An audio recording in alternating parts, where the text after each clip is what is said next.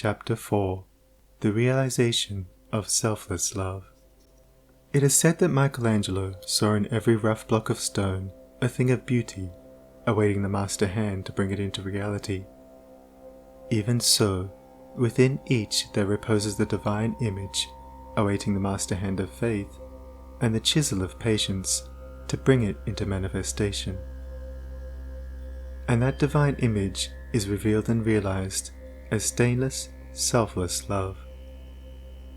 Hidden deep in every human heart, though frequently covered up with a mass of hard and almost impenetrable accretions, is the spirit of divine love, whose holy and spotless essence is undying and eternal. It is the truth in man. It is that which belongs to the Supreme, that which is real and immortal. All else changes and passes away. This alone is permanent and imperishable. And to realize this love by ceaseless diligence in the practice of the highest righteousness, to live in it and to become fully conscious in it, is to enter into immortality here and now, is to become one with truth, one with God, one with the central heart of all things, and to know our own divine and eternal nature. To reach this love, to understand and experience it, one must work with great persistency and diligence upon his heart and mind, must ever renew his patience and keep strong his faith, for there will be much to remove, much to accomplish before the divine image is revealed in all its glorious beauty. He who strives to reach and to accomplish the divine will be tried to the very utmost, and this is absolutely necessary, for how else could one acquire that sublime patience without which there was no real wisdom, no divinity?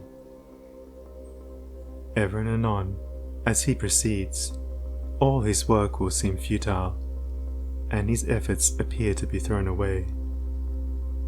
Every now and then, a hasty touch will mar his image, and perhaps when he imagines his work is almost completed, he will find what he imagined to be the beautiful form of divine love utterly destroyed, and he must begin again with his past bitter experience to guide and help him.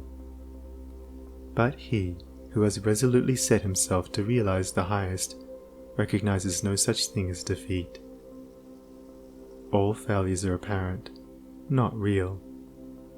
Every slip, every fall, every return to selfishness is a lesson learned, an experience gained, from which a golden grain of wisdom is extracted, helping the striver toward the accomplishment of his lofty object. To recognize that of our vices we can frame a ladder, if we will but tread beneath our feet each deed of shame, is to enter the way that leads unmistakably toward the divine, and the failings of one who thus recognizes are so many dead selves upon which he rises, as upon stepping stones to higher things. Once come to regard your failings, your sorrows and sufferings as so many voices telling you plainly where you are weak and faulty, where you fall below the true and the divine, you will then begin to ceaselessly watch yourself, and every slip, every pang of pain will show you where you are to set to work, and what you have to remove out of your heart in order to bring it nearer to the likeness of the divine, nearer to the perfect love. And as you proceed, day by day, detaching yourself more and more from the inward selfishness, the love that is selfless will gradually become revealed to you. And when you are growing patient and calm, when your petulances, tempers, and irritabilities are passing away from you, and the more powerful lusts and prejudices cease to dominate and enslave you, then you will know that the divine is awakening within you, that you are drawing near to the eternal heart, that you are not far from that selfless love, the possession of which is peace and immortality. Divine love is distinguished from human loves in this supremely important particular. It is free from partiality. Human loves cling to a particular object to the exclusion of all else, and when that object is removed, great and deep is the resultant suffering of the one who loves. Divine love embraces the whole universe, and, without clinging to any part, yet contains within itself the whole. And he who comes to it by gradually purifying and broadening his human loves until all the selfish and impure elements are burnt out of them, ceases from suffering.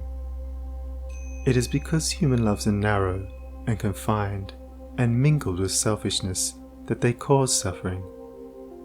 No suffering can result from that love which is so absolutely pure that it seeks nothing for itself.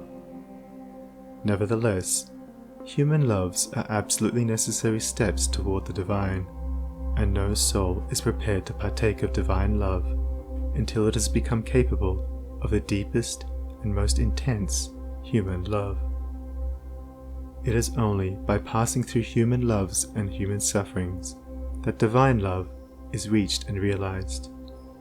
All human loves are perishable, like the forms to which they cling. But there is a love that is imperishable, that does not cling to appearances.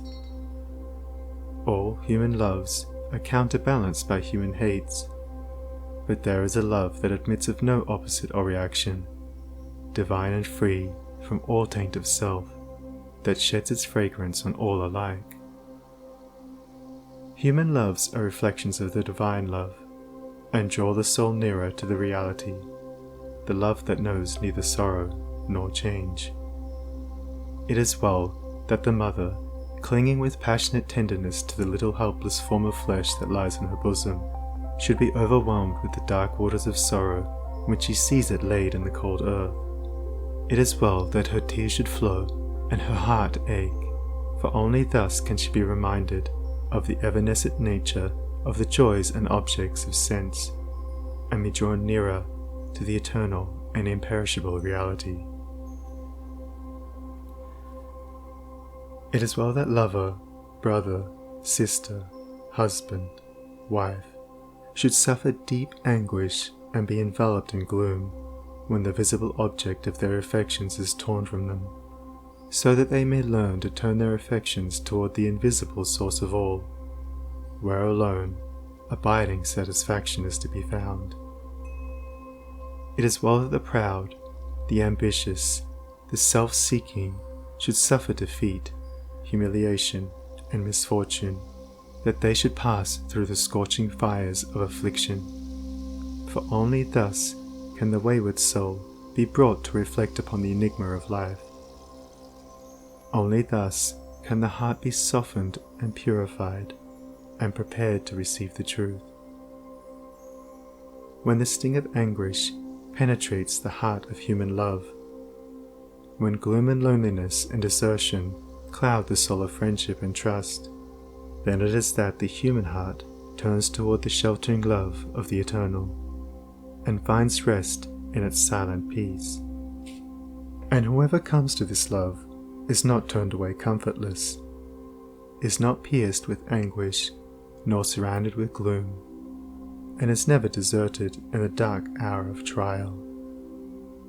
The glory of divine love can only be revealed in the heart that is chastened by sorrow, and the image of the heavenly state can only be perceived and realized when the lifeless, formless accretions of ignorance and self are hewn away. Only that love that seeks no personal gratification or reward, that does not make distinctions, and that leaves behind no heartaches, can be called divine. Men, clinging to self and to the comfortless shadows of evil, are in the habit of thinking of divine love as something belonging to a God who is out of reach, as something outside themselves, and that must forever remain outside. Truly, the love of God is ever beyond the reach of self, but when the heart and mind are emptied of self, then the selfless love, the supreme love, the love that is of God, or good, becomes an inward and abiding reality. And this inward realization of holy love is none other than the love of Christ that is so much talked about and so little comprehended. The love that not only saves the soul from sin, but lifts it also above the power of temptation. But how may one attain to this sublime realization?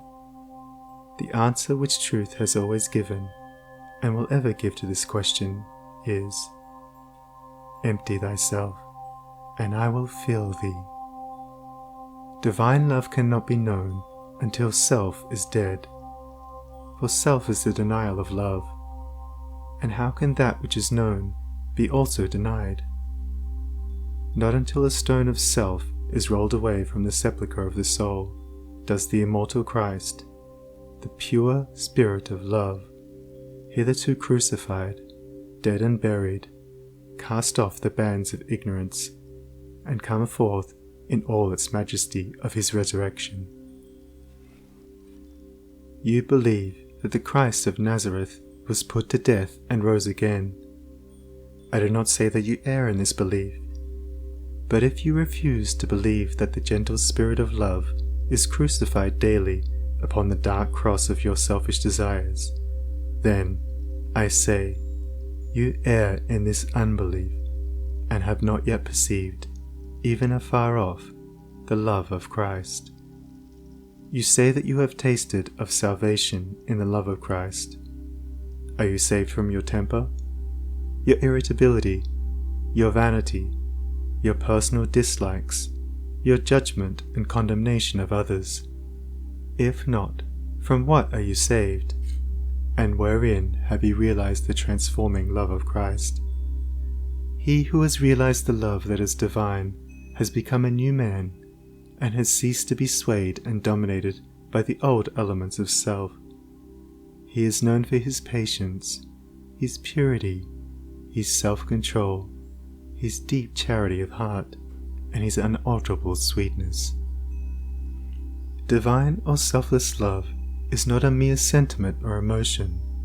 It is a state of knowledge which destroys the domination of evil and the belief in evil, and lifts the soul into the joyful realization of the supreme good. To the divinely wise, knowledge and love are one and inseparable. It is toward the complete realization of this divine love that the whole world is moving. It was for this purpose that the universe came into existence, and every grasping at happiness, every reaching out of the soul toward objects, ideas, and ideals, is an effort to realize it.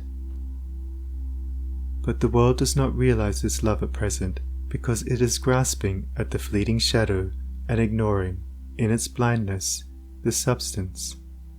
And so suffering and sorrow continue, and must continue until the world, taught by its self-inflicted pains, discovers the love that is selfless, the wisdom that is calm and full of peace. And this love, this wisdom, this peace, this tranquil state of mind and heart may be attained to, may be realized by all who are willing and ready to yield up self, and who are prepared to humbly enter into a comprehension of all that the giving up of self involves. There is no arbitrary power in the universe, and the strongest chains of fate by which men are bound are self-forged. Men are chained to that which causes suffering because they desire to be so, because they love their chains, because they think their little dark prison of self is sweet and beautiful, and they are afraid that if they desert that prison, they will lose all that is real and worth having. Ye suffer from yourselves, none else compels, none other holds that ye shall live and die. And the indwelling power which forges the chains and built around itself the dark and narrow prison can break away when it desires and wills to do so, and the soul does will to do so when it has discovered the worthlessness of its own prison, when long suffering has prepared it for the reception of the boundless light and love. As the shadow follows the form, and the smoke comes after the fire, so effect follows cause, and suffering and bliss follow the thoughts and deeds of men. There is no effect in the world around us but has its hidden or revealed cause, and that cause is in accordance with absolute justice. Men reap a harvest of suffering because in the near or distant past they have sown the seeds of evil. They reap a harvest of bliss also as a result of their own sowing of the seeds of good. Let a man meditate upon this, let him strive to understand it, and he will then begin to sow only seeds of good, and will burn up the tares and weeds which he has formerly grown in the garden of his heart. The world does not understand the love that is selfless, because it is engrossed in the pursuit of its own pleasures, and cramped within the narrow limits of perishable interests, mistaking, in its ignorance, those pleasures and interests for real and abiding things. Caught in the flames of fleshy lusts, and burning with anguish, it sees not the pure and the peaceful beauty of truth. Feeding upon the swinish husks of error and self-delusion, it is shut out from the mansion of all-seeing love. Not having this love, not understanding it, men institute innumerable reforms which involve no inward sacrifice, and each imagines that his reform is going to right the world forever, while he himself continues to propagate evil by engaging it in his own heart.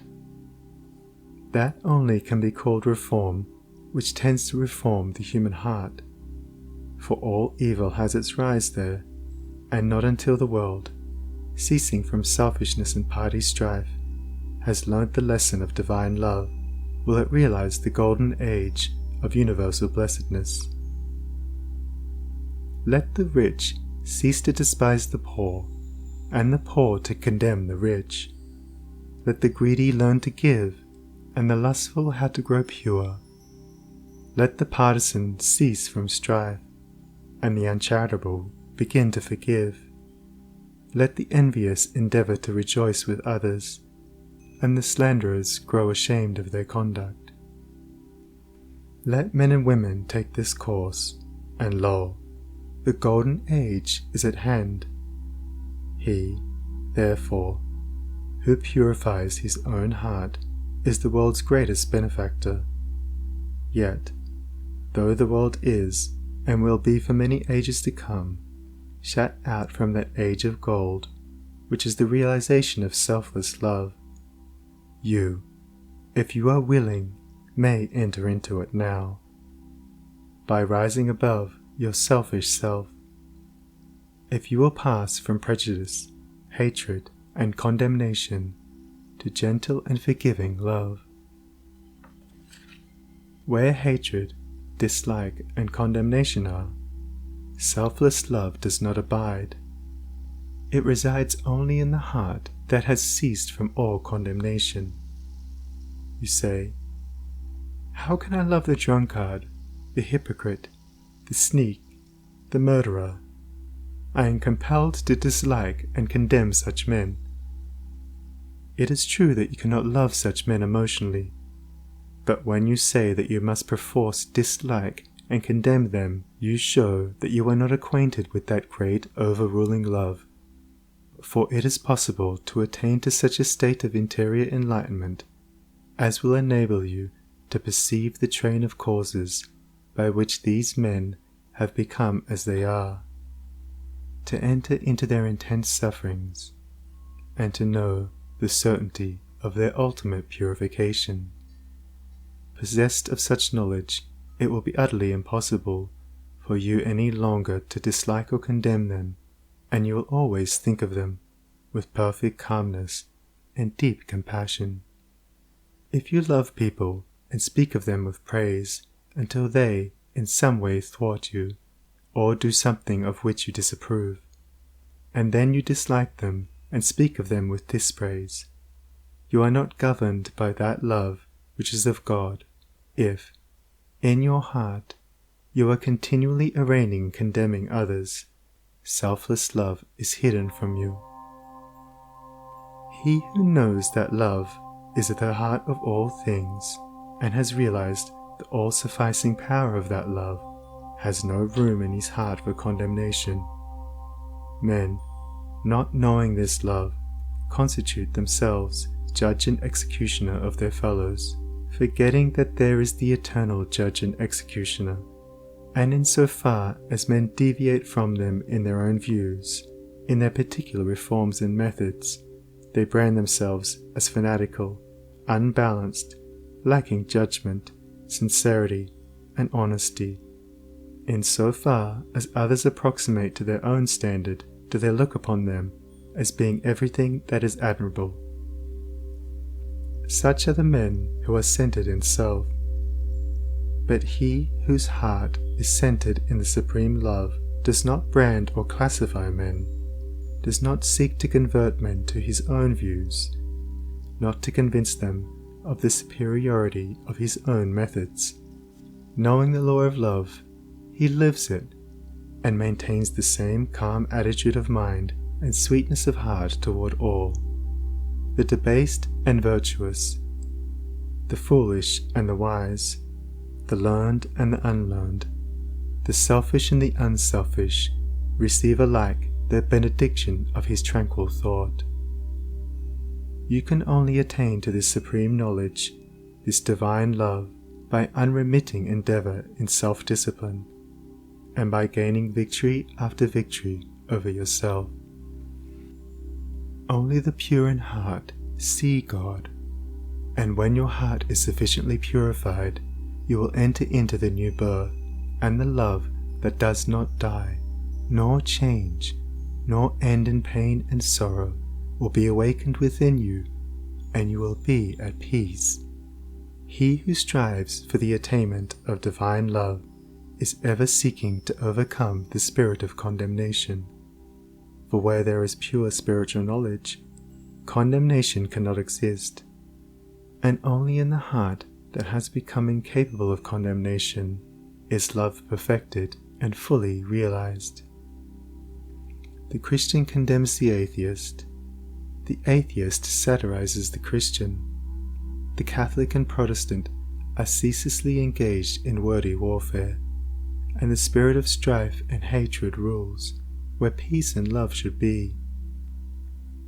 He that hateth his brother is a murderer, a crucifier of the divine spirit of love, and until you can regard men of all religions and of no religion with the same impartial spirit, with all freedom from dislike, and with perfect equanimity, you have yet to strive for that love which bestows upon its possessor freedom and salvation.